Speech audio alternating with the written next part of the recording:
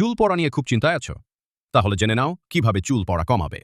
প্রথম টিপস, নারকেল তেলের সাথে মেথি দানা গরম করে সেই তেল মাথায় ম্যাসাজ করো। মেথিতে থাকা প্রোটিন ও নিকোটিনিক অ্যাসিড চুল পড়া কমাবে। দ্বিতীয় টিপস, নারকেল তেলের সাথে ক্যাস্টর অয়েল মিশিয়ে ব্যবহার করো। এটি চুলের ঘনত্ব বাড়াতে সাহায্য করে।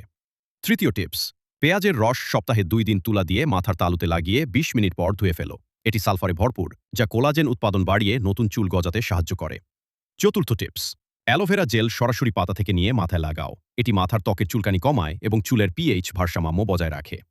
পঞ্চম টিপস, একটি ডিমের সাথে 2 চামচ দই মিশিয়ে প্যাক হিসেবে ব্যবহার করো। ডিমে থাকা প্রোটিন এবং দইয়ের ভিটামিন চুলকে পুষ্টি দেয়। ষষ্ঠ টিপস, আমলকির রস বা পাউডার সরাসরি মাথায় লাগাও। এটি চুলের অকালপজ্ঞতা এবং ঝরে পড়া দুটোই কমায়। শুধু বাইরে থেকে যত্ন নিলেই হবে না, ভেতর থেকেও শরীরকে সুস্থ রাখতে হবে। সেজন্য খাবারের তালিকায় সঠিক পুষ্টিকর খাবার, পর্যাপ্ত ঘুম ও দুশ্চিন্তামুক্ত থাকা এবং ভেজা চুল না আঁচড়ানো মেনে চলো।